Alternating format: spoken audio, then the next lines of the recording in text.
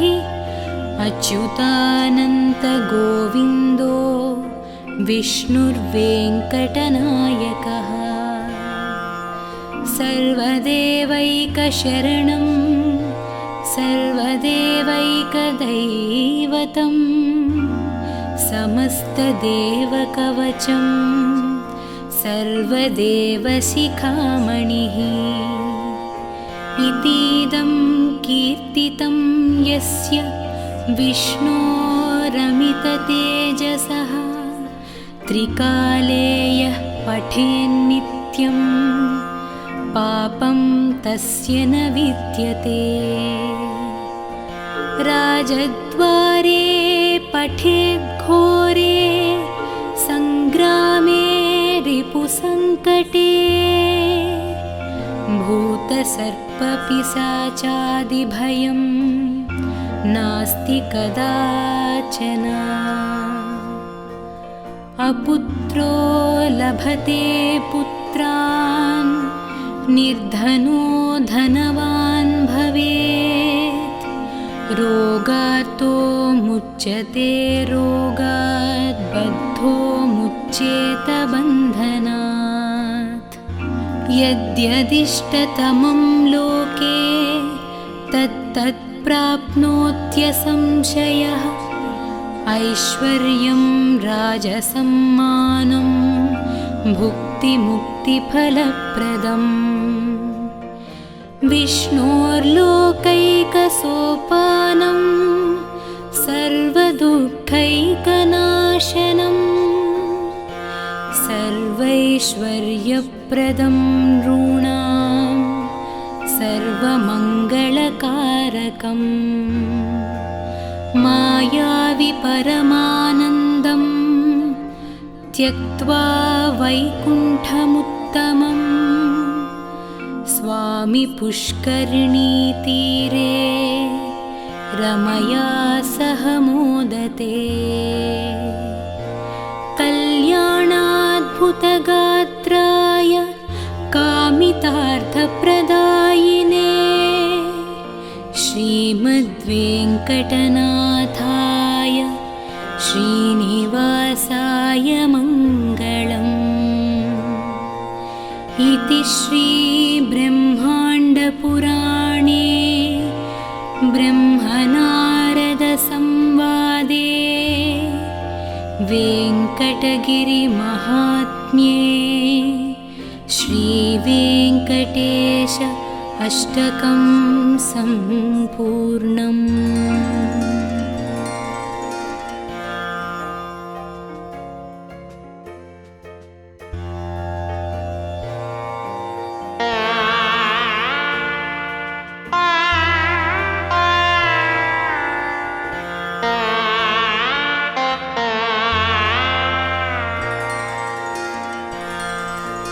वेङ्कटेशो वासुदेवः प्रद्युम्नो अमितविक्रमः सङ्कर्षणो निरुद्धश्च शेषाद्रिपतिरेव च जनार्दनः पद्मनाभो वेङ्कटाचलवासनः सृष्टिकर्ता जगन्नाथो माधवो भक्तवत्सलः गोविन्दो गोपतिः कृष्णः केशवो गरुडध्वजः वराहो वामनश्चैव नारायणाधोक्षजः श्रीधरः पुण्डरीकाक्षः सर्वदेवस्तुतो हरिः श्रीनृसिंहो महासिंहः सूत्राकारः पुरातनः रमानाथो महीभर्ता भूधरः पुरुषोत्तमः चोळपुत्रप्रियः शान्तो ब्रह्मादीनां वरप्रदः श्रीनिधिः सर्वभूतानां भयत्कृद्भयनाशनः श्रीरामो रामभद्रश्च भवबन्धैकमोचकः भूतावासो गिरिवासः श्रीनिवासः श्रियः पतिः अच्युतानन्तगोविन्दो विष्णुर्वेङ्कटनायकः सर्वदेवैकशरणं सर्वदेवैकदैवतं समस्तदेवकवचं सर्वदेवशिखामणिः इतीदं कीर्तितं यस्य विष्णोरमिततेजसः त्रिकाले यः पठेन्नित्यं पापं तस्य न विद्यते राजद्वारे पठेद्घोरे सङ्ग्रामे रिपुसङ्कटे भूतसर्पपिशाचादिभयं नास्ति कदाचन अपुत्रो लभते पुत्रान् निर्धनो धनवान् भवेत् रोगार्तो मुच्यते रोगात् बद्धो मुच्येत बन्धनात् यद्यदिष्टतमं लोके तत्तत् प्राप्नोत्यसंशयः ऐश्वर्यं राजसम्मानं भुक्तिमुक्तिफलप्रदम् विष्णोर्लोकैकसोपानं सर्वदुःखैकनाशनं सर्वैश्वर्यप्रदं नॄणां सर्वमङ्गलकारकम् मायावि परमानन्दं त्यक्त्वा वैकुण्ठमुत्तमं स्वामि पुष्करिणीतीरे रमया सह मोदते कल्याणाद्भुतगात्राय कामितार्थप्रदायिने श्रीमद्वेङ्कटनाथाय श्रीनिवासाय मङ्गलम् इति श्रीब्रह्माण्डपुराणे ब्रह्मनारदसंवादे वेङ्कटगिरिमहात्म्ये श्रीवेङ्कटेश अष्टकं सम्पूर्णम्।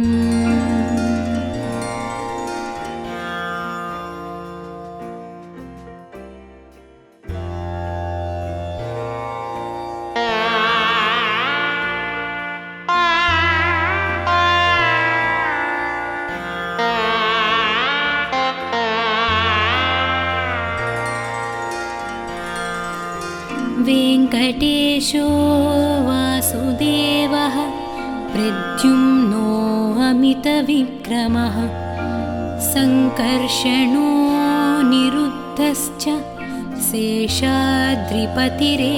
च जनार्दनः पद्मनाभो वेङ्कटाचलवासनः सृष्टिकर्ता जगन्नाथो माधवो भक्तवत्सलः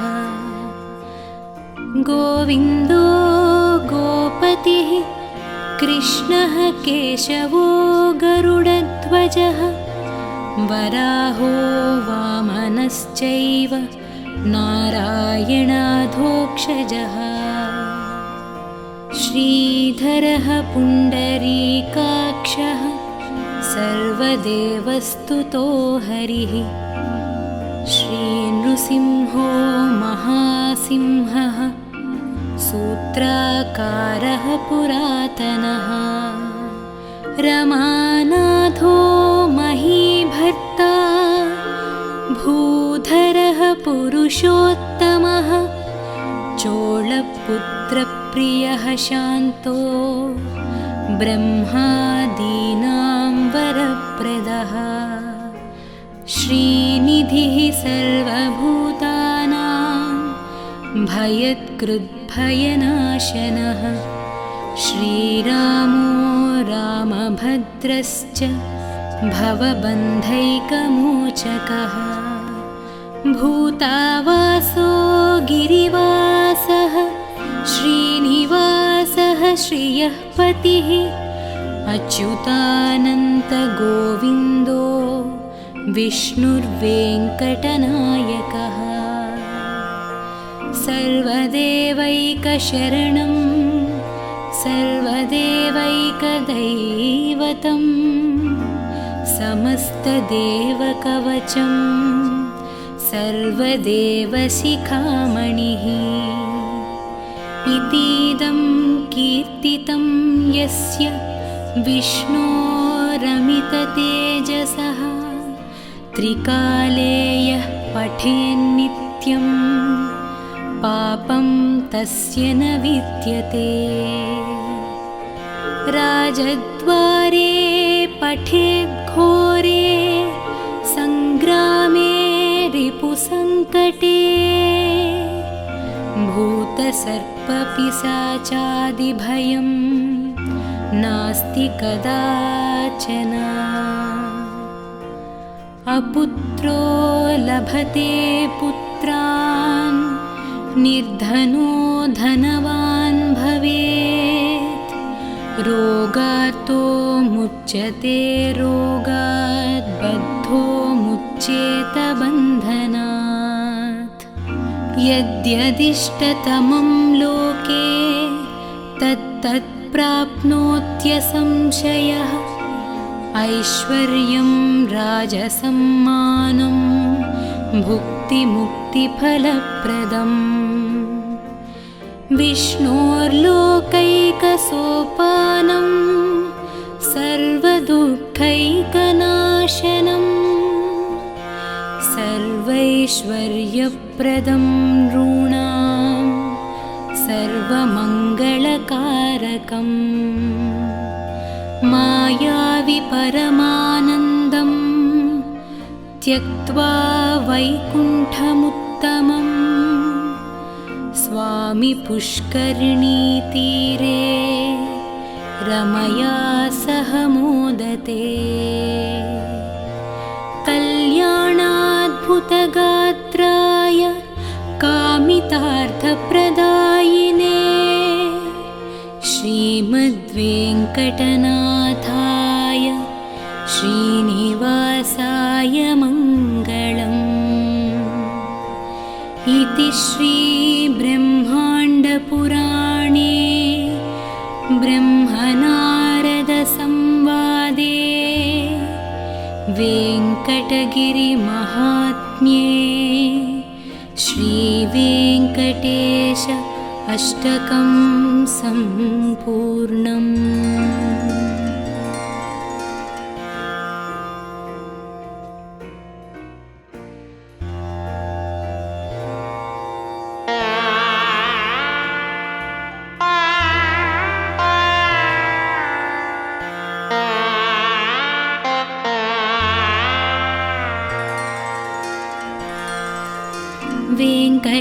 महेशो वासुदेवः प्रद्युम्नो अमितविक्रमः सङ्कर्षणो निरुद्धश्च शेषाद्रिपतिरेव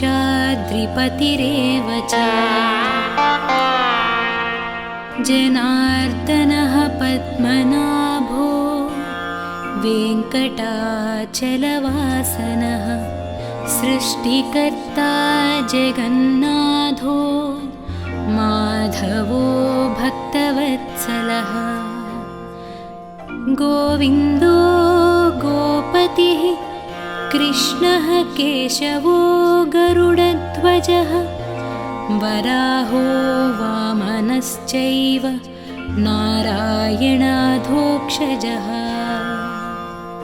श्रीधरः पुण्डरीकाक्षः सर्वदेवस्तुतो हरिः श्रीनृसिंहो महासिंहः सूत्राकारः पुरातनः रमानाथो महीभर्ता भूधरः पुरुषोत्तमः चोळपुत्रप्रियः शान्तो ब्रह्मादीनां वरप्रदः श्रीनिधिः सर्वभूतानां भयत्कृद्भयनाशनः श्रीरामो रामभद्रश्च भवबन्धैकमोचकः भूतावासो गिरिवासः श्रीनिवासः श्रियः पतिः अच्युतानन्तगोविन्दो विष्णुर्वेङ्कटनायकः सर्वदेवैकशरणं सर्वदेवैकदैवतं समस्तदेवकवचं सर्वदेवशिखामणिः इतीदं कीर्तितं यस्य विष्णोरमिततेजसः त्रिकाले यः पठेन्नित्यं पापं तस्य न विद्यते राजद्वारे पठेद्घोरे सङ्ग्रामे रिपुसङ्कटे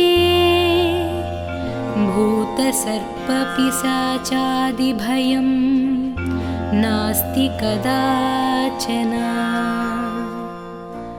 अपुत्रो लभते पुत्रान् निर्धनो धनवान् भवेत् रोगार्तो मुच्यते रोगात् बद्धो मुच्येत बन्धनात् यद्यदिष्टतमं लोके तत्तत् प्राप्नोत्यसंशयः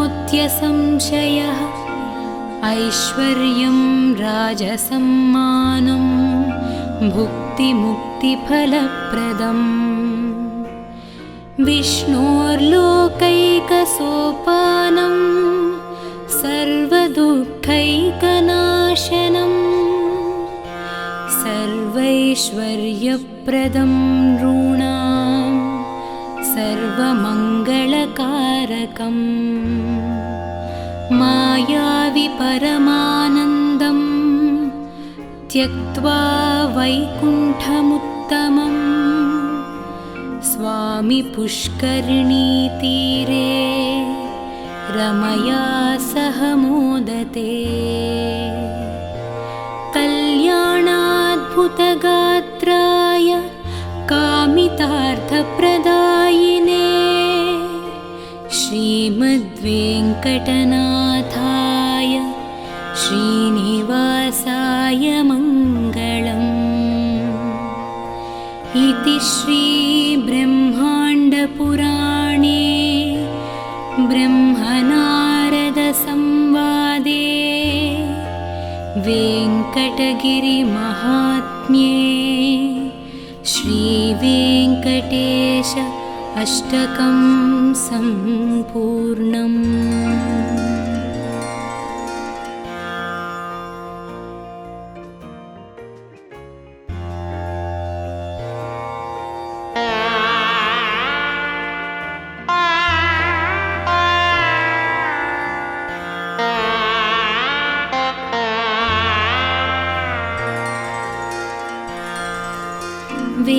वेङ्कटेशो वासुदेवः प्रद्युम्नो अमितविक्रमः सङ्कर्षणो निरुद्धश्च शेषाद्रिपतिरेव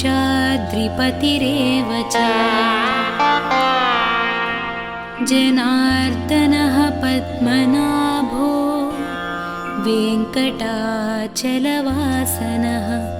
सृष्टिकर्ता जगन्नाथो माधवो भक्तवत्सलः गोविन्दो गोपतिः कृष्णः केशवो गरुडध्वजः वराहो वामनश्चैव नारायणाधोक्षजः श्रीधरः पुण्डरीकाक्षः सर्वदेवस्तुतो हरिः श्रीनृसिंहो महासिंहः सूत्राकारः पुरातनः रमानाथो महीभर्ता भूधरः पुरुषोत्तमः चोळपुत्रप्रियः शान्तो ब्रह्मादीनां वरप्रदः श्रीनिधिः सर्वभूतानां भयत्कृद्भयनाशनः श्रीरामो रामभद्रश्च भवबन्धैकमोचकः भूतावासो गिरिवासः श्रीनिवासः श्रियः पतिः अच्युतानन्तगोविन्दो विष्णुर्वेङ्कटनायकः सर्वदेवैकशरणं सर्वदेवैकदैवतं समस्तदेवकवचं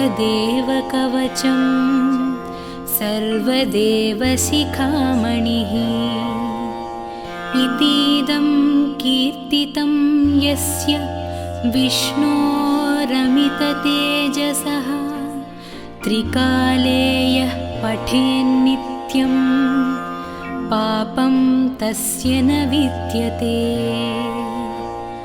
राजद्वारे पठेद्घोरे सङ्ग्रामे रिपुसङ्कटे